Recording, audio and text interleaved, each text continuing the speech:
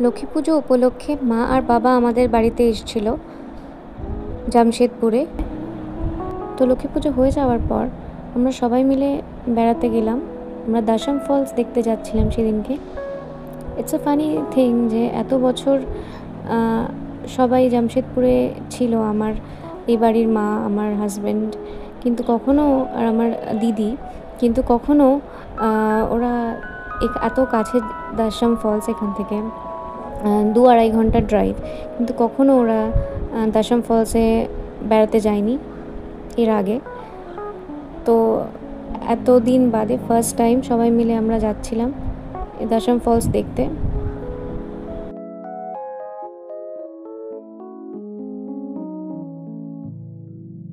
মাঝে আমরা একটা ধাবায় লাঞ্চ করেছিলাম, বাট ওটার ক্লিপ নিতে আমি ভুলে গেছি, সরি ফর দ্যাট। আমরা ফাইনালি দাসাম ফলসে পৌঁছে গেলাম সবাই মিলে।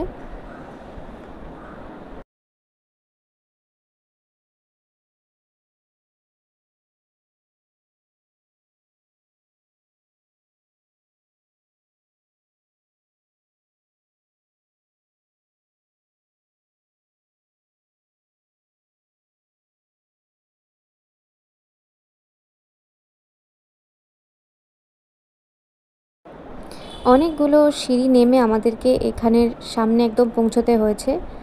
নিচে থেকে ভিউটা ভীষণ সুন্দর।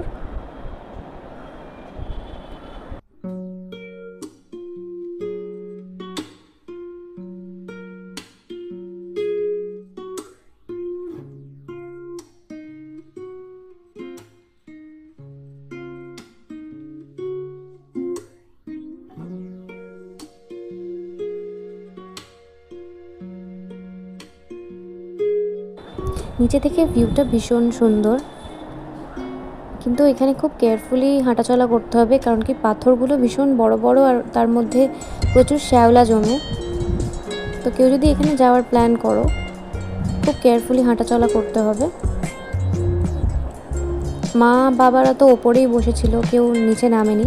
আমি, আমার হাজব্যান্ড সৌভিক আর দিদি, আমরা তিনজনে এসে এখানে কিছুটা টাইম স্পেন্ড করলাম, বসেছিলাম ঠান্ডা জলে পা ডুবিয়ে, খুব ভালো লাগছিল।